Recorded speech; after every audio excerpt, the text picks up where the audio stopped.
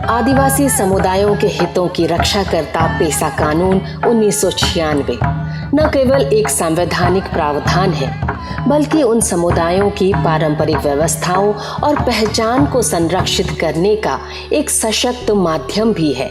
इसका उद्देश्य अनुसूचित क्षेत्रों में पारंपरिक स्वशासन व्यवस्था को और अधिक सशक्त बनाकर ग्राम सभा को प्राकृतिक, भूमि और सामाजिक क्षेत्र पर महत्वपूर्ण अधिकार और शक्तियां देना है।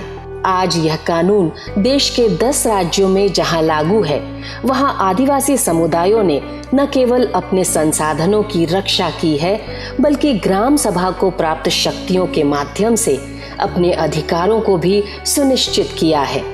पंचायती राज मंत्रालय भारत सरकार द्वारा ट्रांसफॉर्म रूरल इंडिया के सहयोग से राष्ट्रीय पेसा कार्यशाला का आयोजन किया गया। पेसा कार्यशाला के माध्यम से पेसा क्षेत्र की सफलताओं की कहानियों को उन्हीं के जुबानी में लिखा गया है। इन कहानियों में कहीं तो पेसा ग्राम सभा के माध्यम से वर्षों से चली आ रही समस्याओं का समाधान प्रस्तुत है, तो कहीं भूमि अधिकार, संसाधनों का संरक्षण और जटिल आपसी विवाद निपटान जैसे नवाचार भी प्रमुख हैं।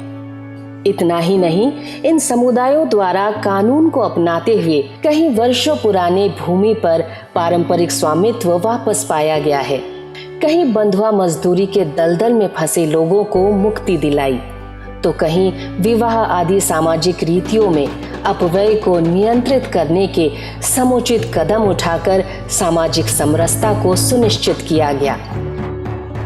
ये कहानियां पेसा के तहत पारंपरिक आदिवासी संस्थाओं को दी गई औपचारिक मान्यता के क्रियान्वयन, लिए गए निर्णय, प्राकृतिक संसाधनों के प्रबंधन और स्थानीय विकास योजनाओं में लिए गए निर्णय हैं। यह सब स्वशासन की शक्ति का प्रत्यक्ष प्रमाण है। पंचायती राज मंत्रालय भारत सरकार द्वारा शुरू की गई यह पहल राज्यों के बीच आपसी संवाद और सीखने को प्रोत्साहित करेगा, जिससे पेसा क्षेत्र के मॉडल प्रैक्टिसेस को दोहराए जा सके और इससे संबंधित नीति को और सशक्त बनाया जा सके।